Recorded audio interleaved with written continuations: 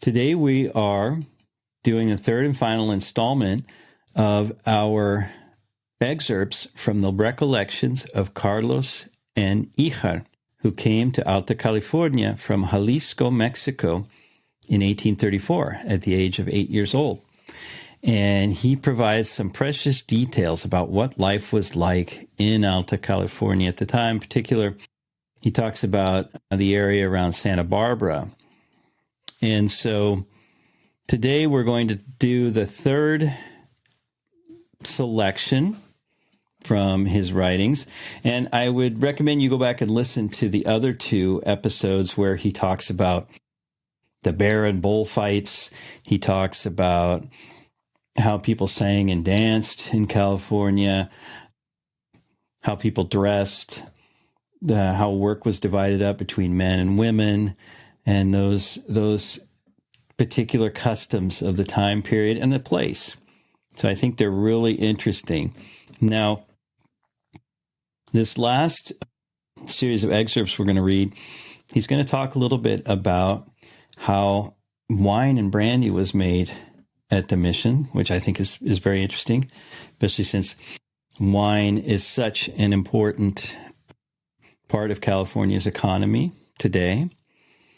And then we're going to hear about marriage, right? What happened? How did people get together? How did people get married among the Californios? And what happened? How did they celebrate it? So let's get into it. Welcome to California Frontier, the show about the often overlooked and unexpected early history of the place we call California. I'm your host, Damian Basich. All right. The method which the missionaries generally used for making the brandy and wine was the following. The grapes were piled up in a mound in a loft, covered with well-cleaned hides. Afterwards, several Indians, well-bathed and unclothed, were set to trampling it. For clothes, these Indians wore only a very light loincloth. Their heads were tied up to prevent any hair from falling in the grapes. Their hands were covered with cotton cloth to wipe off the perspiration. And each one was provided with a pole to keep him from falling. The juice of the grapes, which dripped through the hides, was collected in things put underneath for that purpose. Now, he doesn't say what these things were, but we can imagine. When these were full, the juice was changed to a large wooden vat, which served as a tank. When all the grapes were well trampled, all the juice was put in tanks kept for the purpose, and it was left there for 2 or 3 months, covered with the bagasse of the grape, so that it would ferment. Now, bagasse is the leftover stuff that's there after you crush the grapes, right? So I guess the skins, seeds, etc. The bagasse was pressed in wooden presses, and the juice was put into copper vessels in the shape of jars, covered with a kind of hat. A couple of tubes were put in, and then the liquid was heated to bring about evaporation and condensation. By means of these vessels, they used stills to obtain their brandy. To make white wine, they just drew off the first juice of the grape and deposited it in a specific place.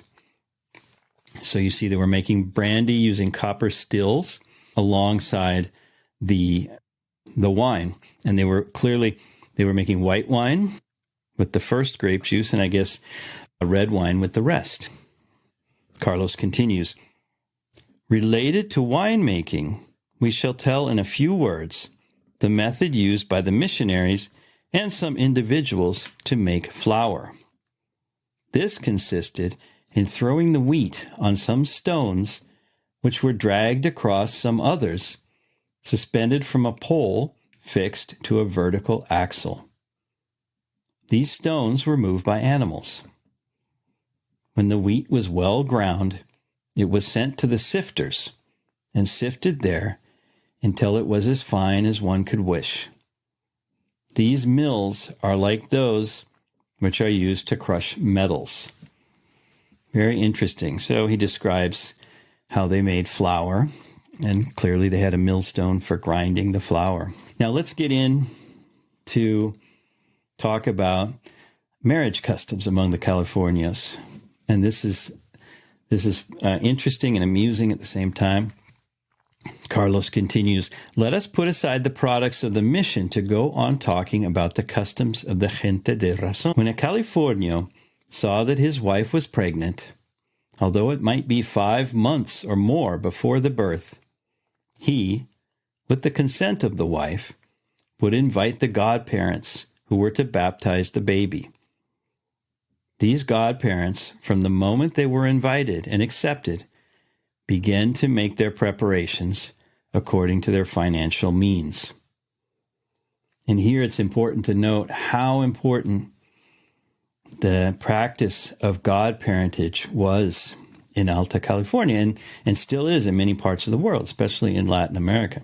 The godparent, godfather, godmother, the compadres, the padrinos, had a huge important role in the upbringing of the child and in the family itself. So godparents are selected before birth, and then they set about preparing for the baptism. That says they would invite the godparents who were to baptize the baby. Obviously, the priest is going to baptize the baby, but the godparents are the ones responsible for organizing everything, and they're the witnesses. And so, continuing, the woman gave birth, and after 15, 20, or more days, they proceeded to take the baby to the parish church for the missionary to put the baptismal water on it. When the godparents went on the day and hour agreed upon to the home of the baby's father to take it to be baptized, they played music on the way, thus showing their pleasure and enthusiasm. When they reached the house, the family came out, welcomed the godparents, and then made the trip to the church. They kept playing the music on the way until they arrived at the baptistry.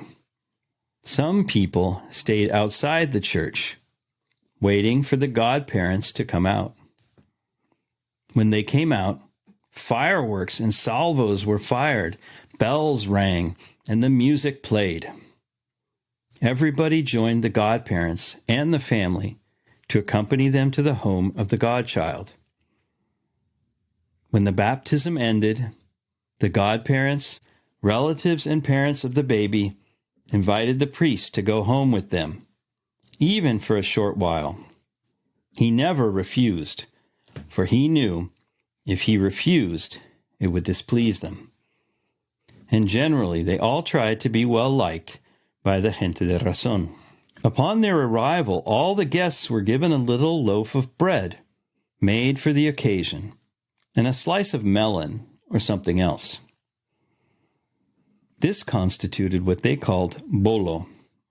As a souvenir of that day, money was given to the missionary, assistants, or pages as they were called, and other important people.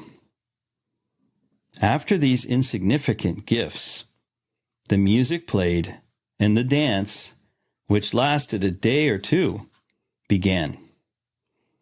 It was the duty of the nearest relatives of the baby's family to attend baptism without any invitation, and if they did not go, it was sufficient reason for the parents and godparents to feel insulted.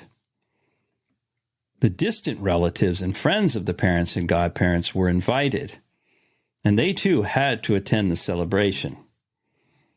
These baptisms took place at night. Those of the people who did not live in the mission, but in some more or less distant settlement, took place on Sundays after Mass.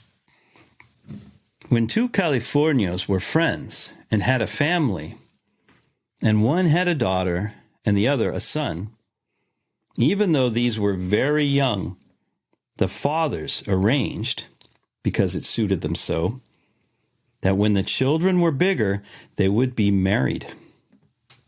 These arrangements took place only between the fathers of the children, and they tried to keep the children from learning of their plans. And you can imagine why they might want to keep the children from knowing. If the children knew that they'd already had their marriage prearranged, that might cause a little bit of rebellion, I could imagine. Although, of course, as we know, there are societies where arranged marriage is quite common and everybody goes along with it. But clearly in this case, it was the fathers who came together with the idea and they kept it from the children. All right, so let's continue. His work gets interesting. About 2 years, more or less, before the marriage would occur, the girl's father would ask the other father for his son, who would be given to him and taken to live in his home. This act made them betrothed. So then, from the day on which the fiancé went to live in the home of his future father-in-law, he was treated as a son. And he gave the man obedience and respect and treated him as a father. The future father-in-law treated his new son as though he were one of the family. He made him work at the usual hours at the duties which were assigned to him to do. If sometime he made an error, the father considered it his right to punish him, and he did so without the son's feeling any resentment at the act. When the boy had learned to work well, the marriage proceeded without any opposition from the children, since, aside from the affection which had been born in them through living under the same roof, they had to obey their parents, a thing which was very sacred to them. So you can imagine how in those cases where somebody eloped, and like in the case of Josefa Carrillo de Fitch, I believe it was, who eloped with someone who was not chosen by her parents. This was a huge breach of protocol in the whole community, not just in her family. So that helps explain things a little better if you've heard that story. All right, so returning on. When the day of the wedding was decided, the fathers of the betrothed went to the missionary, informed him of the fact, and then the bans were published, unless they paid for the dispensation of them. Okay, and wedding bans, if you don't know, it was something quite common until recently, and I believe they still are part of the requirements of Catholic canon law. A ban is basically a notice, public notice, that these two people are getting married, and if there is someone who has an objective reason why they shouldn't be married, they're supposed to speak up. And by objective reason, that usually means, is one of these two people already married? Do they have children somewhere that are not generally known about? Are they blood kin? Are they blood relatives? So all these things are meant to make sure that the marriage doesn't have any impediments, right? Legal impediments or canonical impediments. So the bans were published unless they paid for the dispensation of them. Not sure how that happened, but evidently it did. So, continuing on, when this preamble and others required by the church were finished, the missionary blessed the pair and declared them married before God and men. When the betrothed pair went to the church, they went without music and in the most silent manner. But when the ceremony ended, there were friends and music at the door of the church to receive them and carry them in triumph, if one may say so, to their home. On arriving there, they began to dance, and that was a dance which lasted 2 or 3 days. If the couple did not live at the mission or village, the pueblo, but on some nearby ranch, then the music also accompanied them. But about halfway there, another band came out to welcome them. And playing and singing all together, they arrived at the ranch where a huge bower was awaiting for the dance. The dance lasted 6, 8, or more days, and every day they had to kill a calf or 2 to feed the guests.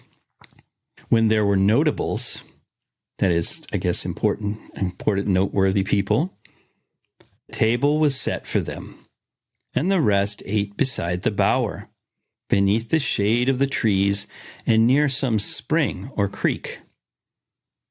They themselves took their strips of meat and roasted them at the heat of the fire, and ate them at once.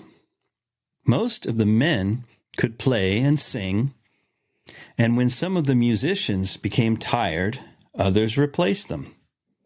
And in this way, there was time for everybody to sleep, dance, play, and sing.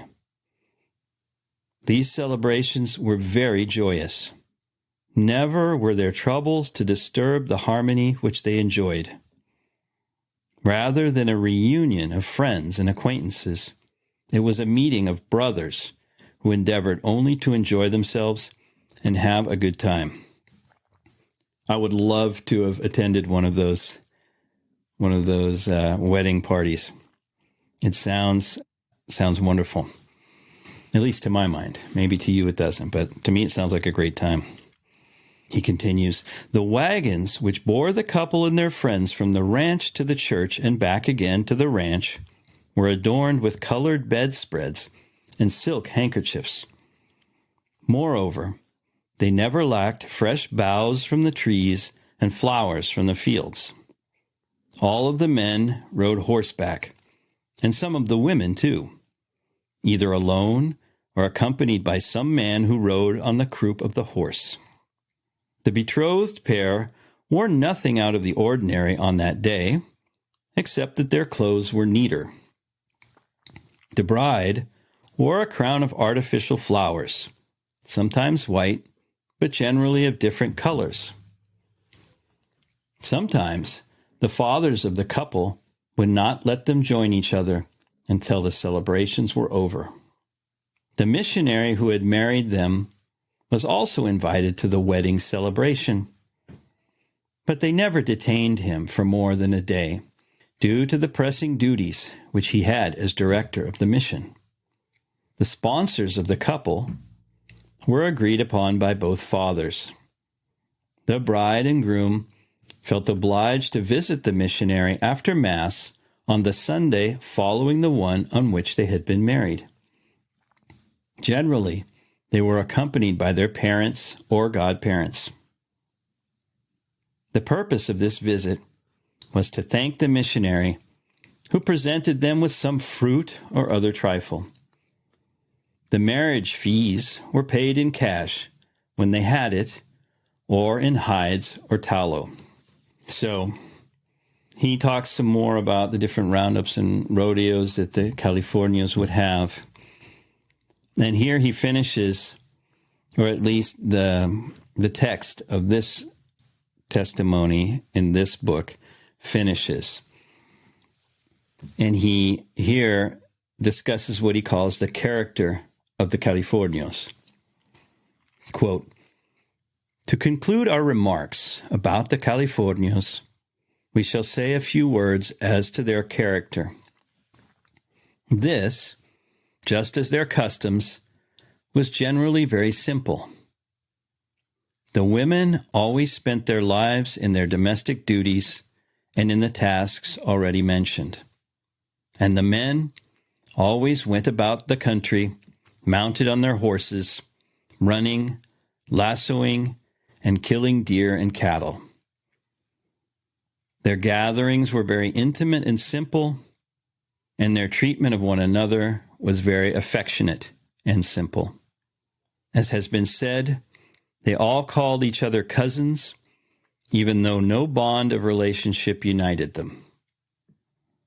All the aforesaid, however, does not belie the fact that there were some individuals who abused such simplicity and candor, committing misdeeds which history must now have assigned to them in its pages.